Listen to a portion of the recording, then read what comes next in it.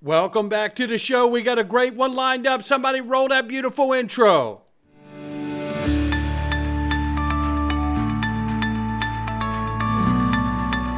Digital Perspectives with Brad Kimes. Come on in.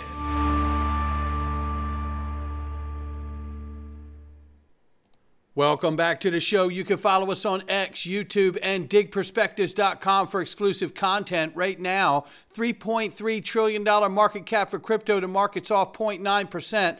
Bitcoin, 96,000 plus. Ethereum, 2,600 plus. XRP back at the number 4 spot, $2.45. We're up 2.6 on the 24. We're up 1.1 on the 7-day. Let's look at the range of price very quickly here. Ranging between 235 and 249. We'll keep an eye on it. I do want to remind everybody, XRP Las Vegas.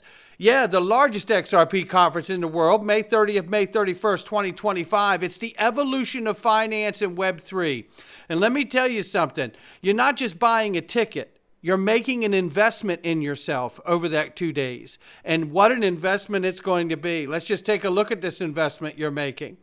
Cody Carbone, the president of Digital Chamber, the former CFTC chairman and Honorable Christian Carlo, CEO of Ripple, Brad Garlinghouse, CEO of Uphold, Simon McLaughlin, CEO, founder of Blueprint, highly decorated Georgetown law professor, Dr. Chris Brummer, and we got CEO of iTrust, Kevin Maloney, CEO, founder of Canary Capital, Stephen McClurg. We got Austin King from Omni, Mark Otto from Monerex. Yeah, come on in. Nancy Beaton from Uphold, Keith Grossman from MoonPay, the president, co-founder of Axelar.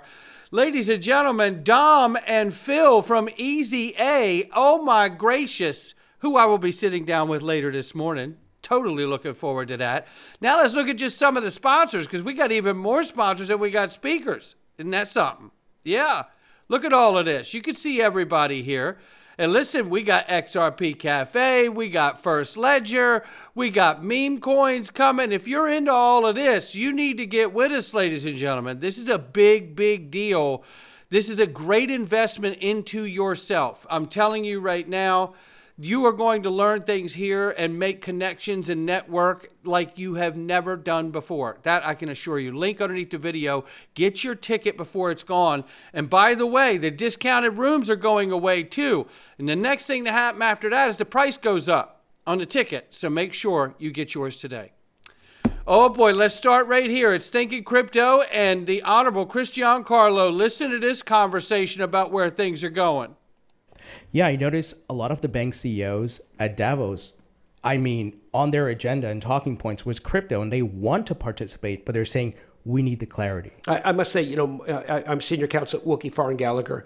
My phone is ringing off the hook right now with traditional finance leaders saying, we need to meet, we need to talk about developing a viable digital asset strategy. I think within 12 years, maybe less, there's not going to be a new issuance of any type of security that's not on chain. Wow. That's how dramatic this change is. It's a dramatic technological change because it's much more than speculation. This is about a new architecture of finance, right? It's much more than speculation. This is about a new architecture of finance. Come on in. A digital network architecture of finance. Once you now have it supported by good regulatory policy, by good regulatory frameworks, this is going to take off on steroids. As I say, I would imagine within a decade, every type of security, whether it's a debt security or a municipal security or a government security or an equity security, are going to be issued on chain.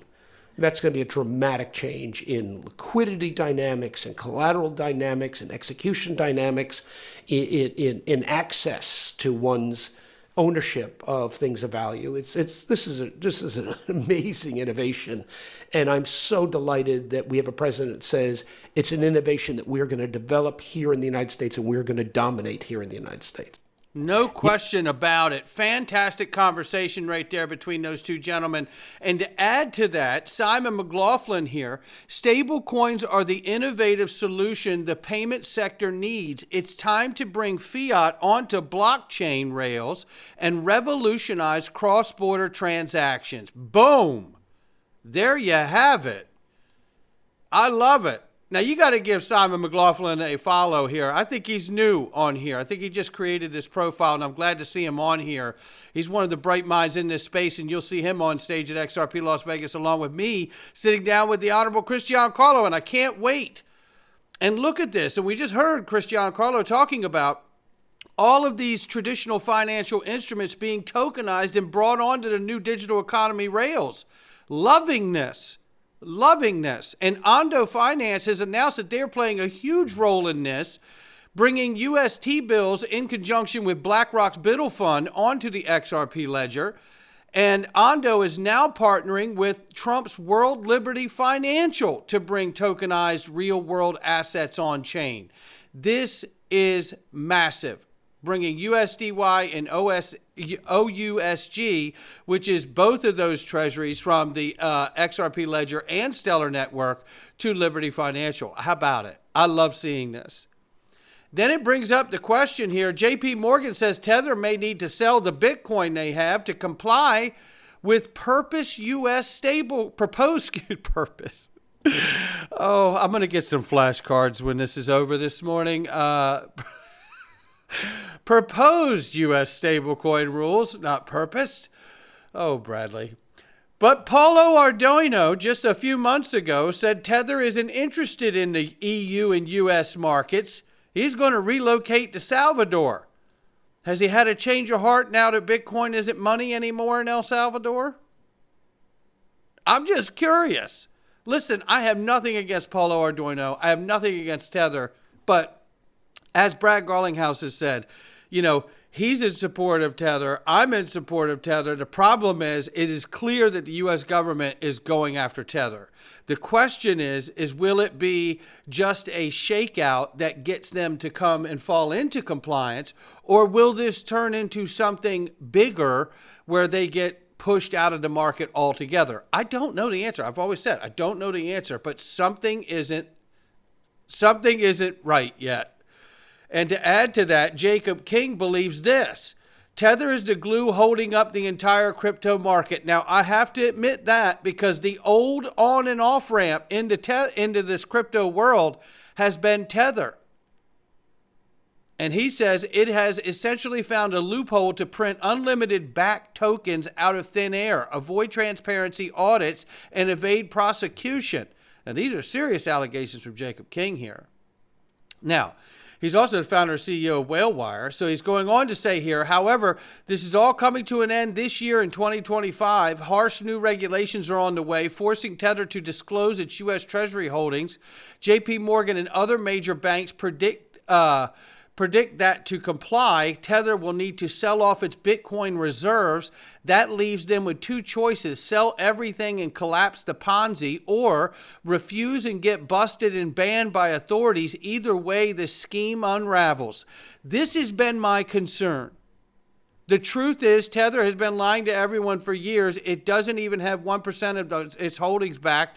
It printed money out of thin air, injected it into Bitcoin, drove up prices, induced FOMO, and sent the market soaring, all while insiders scalped, sold behind the scenes, and got rich. There is no outcome in which Bitcoin survives, he says. Its current price, around 100K, is temporary blip. Sustained purely by fraud and FOMO. When reality sets in, prices will plummet, even back to 4-digit levels. Bookmark this. All the maxis say, not financial advice, after telling you to throw your life savings in at the peak. But I'll take the contrarian approach. This is financial advice, he says, and sell and take profits. The risk is way too high. I say I don't know. One of the things I've suggested here is that because of the creation of ETFs, that this could be a new source of liquidity with the ETF crowd, that if you do remove Tether from this Ponzi construct, if it is that, then you're really putting in a new liquidity hose by opening up the ETFs. And this could keep Bitcoin alive by removing Tether out of the equation, or the element that is not good for the crypto market, which is Tether, if that exists. And I believe that it's quite possible that it does. But nonetheless, we have to see how regulation is going to treat it. And if so, I've said it multiple times on this channel, and it's the reason I'm staying on this point today. Now, we know regulation's coming down the pipe. So if it's coming down the pipe, you telling me Tether gets to live just the way it is, doing whatever it wants, selling all kinds of US dollars and bonds that the Treasury and the Federal Reserve have been the only ones to sell, and now they're doing it without permission. They've never asked permission. So it gets interesting to see where this goes, especially understanding the metrics reveal now that Ripple's RLUSD, the newly minted stablecoin, has eclipsed 100 million threshold in mere weeks after its debut in December of 24. This is impressive, 100 million threshold, and Ripple hasn't even started using it on the back end for their enterprise solutions yet. Come on in. And we haven't even seen it used yet in FedNow.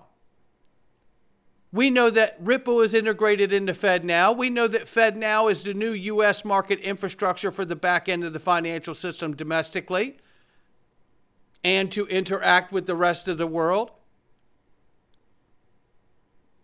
You know, there is a launch date of March 10th of this year for FedNow.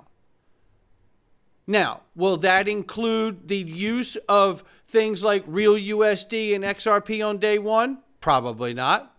Everything I've witnessed over the years of being in this space says that everything gets phased in. I'll settle with them just turning it on and thousands of financial institutions using it. Then we could start ramping up the new products that are available to settle with. Meanwhile, look at this.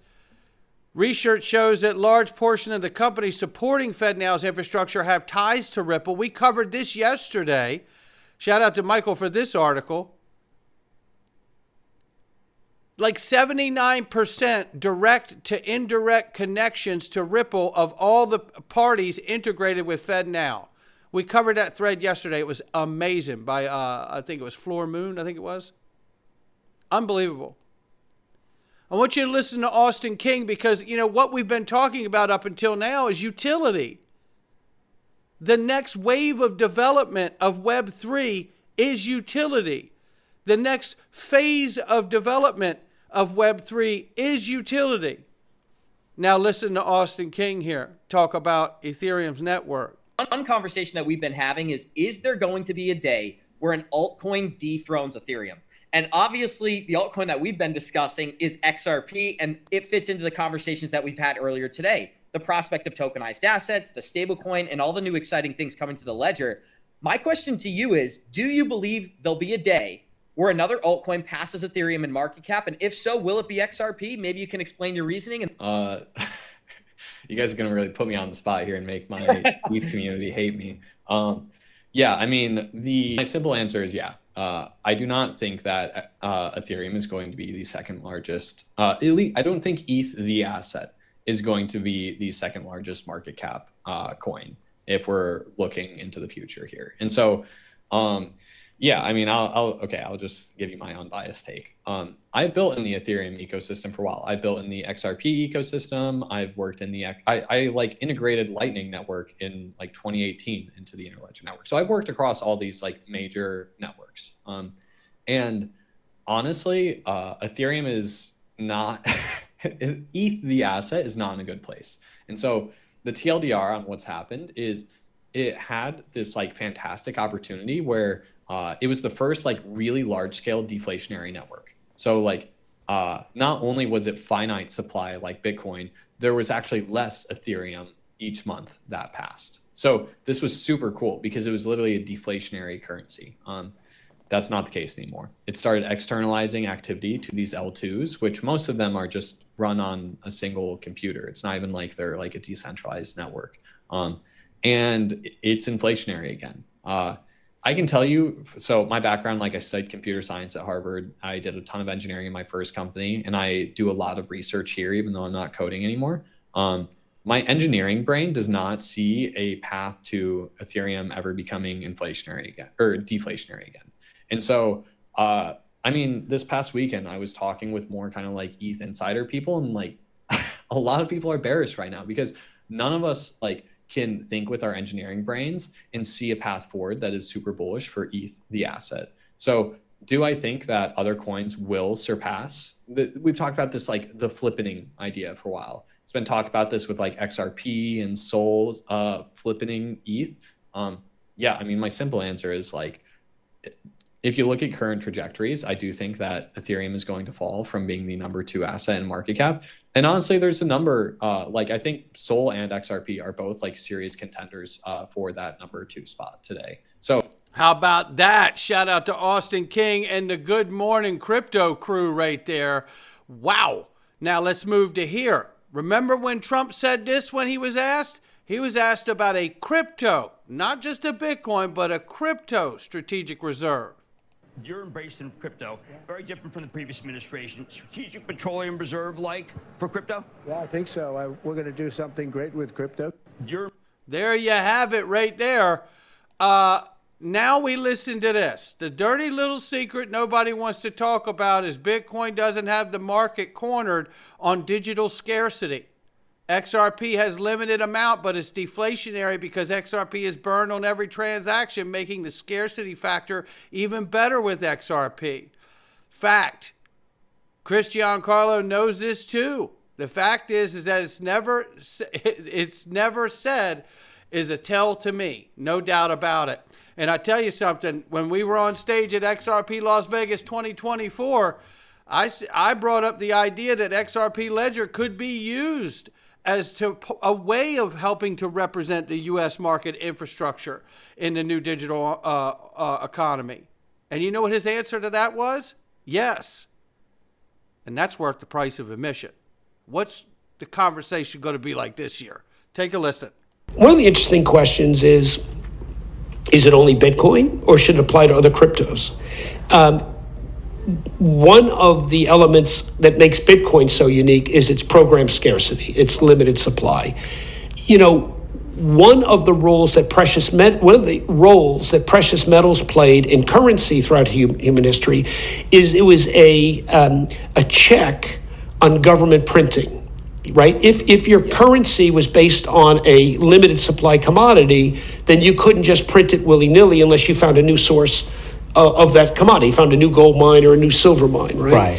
Once you took away the backstop with a limited supply physical commodity, we now have the era of money printing. Sadly, 1 out of every $4 has been printed in the last 5 years. Is it such a stretch to say that if in history, in the past, we stabilized money with a natural commodity, might we in the future stabilize money with a digital commodity that similarly has a limited supply? I think it's actually not a far-fetched notion. It's just moving from an analog to a digital concept. I'm not at all surprised that countries in a time of dollar printing are talking about stabilizing their currency with Bitcoin in order to compare with the dollar, which has been overly printed. All the more reason why the U.S. might want to stockpile Bitcoin, both as a defensive and offensive mechanism. So this is coming. It's going to happen. They're studying it. I think my understanding is the studying is to decide whether it's Bitcoin only or whether it should include other cryptos. And I imagine the line of L1 operators outside the door of Mar-a-Lago in the White House is pretty long right now, with everybody lobbying for their L1 to be included in that stock. Yeah, I think that's the right answer too, Chris. No doubt about it. But you know what? Now think about the recent creation of that crypto council to determine if XRP and other digital assets should be held in a strategic reserve and digital asset stockpile. Here's one example how the U.S. can acquire the XRP escrow. This is Jeremy Hogan right here. We've covered this before. Maybe, just maybe, the U.S. government has greater insight into geopolitical events that would necessitate the need to have a store of XRP in the future.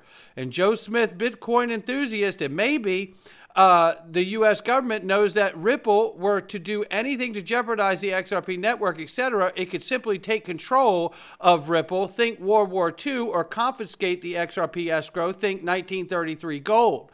Maybe the federal government isn't looking at this from a crypto perspective like people on here are. Just some random thoughts. This has always been my stance. It really has. Advice, but that is my Now, personal perspective. Let's get to this where we're going to hear Quincy Jones talk about what he believes could happen here. Take a listen. Different entities going after the escrow, I think that'd be the biggest thing. And I think that would set the context for everything that would stem off of that. So if there are any sort of regulations based off of how you could treat XRP and there was some sort of confiscation event, I think it'd be them confiscating the escrow and then setting the rules off of how you could treat XRP based off of that event. So a follow-up for that, Quincy, what's the mechanism where somebody could come in and actually take the escrow? Because as you know, it's validator nodes that are set up. You need 80% consensus once an amendment is put forth. So I'm saying, what mechanism or regulation would they currently use? I don't think anything exists right now. Now, he's glad he's asked that question, and Quincy's getting ready to give him a straight answer. He asked it. And I love it because it is the question that a lot of people in techie world ask because they don't think about the power of the government. And the power of the government don't care about your tech. I have said it since almost the first day on my channel. The reality is if the government wants something or doesn't want something, your tech can be as strong as it wants to be, but they could tax it and regulate it out of existence. That's the power of the government. It that way too, because I think people hear the word confiscate the escrow and they think that they're going to break the escrow arrangement. Nope. I don't think that that's going to happen at all. The arrangement right now is that every month 1 billion XRP are released to Ripple, and they are the steward of that escrow. Now imagine that every month when that is released, imagine the U.S. government buying it, and let's have Quincy give you the rest. I'm glad you said that. That is so brilliant that you said that because the answer is so simple. And when you say it out loud, the answer is so simple. And you want to take a guess what it is? I could take a guess. Yeah, I could take a guess. I mean, when it comes to the government, anything is possible. It's actually very simple. It's a one size fit all simple solution. It's actually kind of funny, and you guys will love it. It's really simple. And lay it on us, man. So the way that the government will confiscate the escrow isn't so much that they'll confiscate it, but they'll buy it, and they'll buy every single month's escrow release at whatever price to set liquidity at the price. You see what I mean? That's them setting the price of XRP at buying it at a certain price, setting liquidity will set liquidity for the rest of the market on top of any sort of regulatory frameworks they want to set. And it's just that easy. They could be the actual buyer. The U.S. government could be the buyer that takes the price where we want it to go. Because when they buy the escrow, they're also going to set the price in the market. Come on in. Not financial advice from me or anyone else. It's just my digital perspectives. I'll catch all of you on the next one.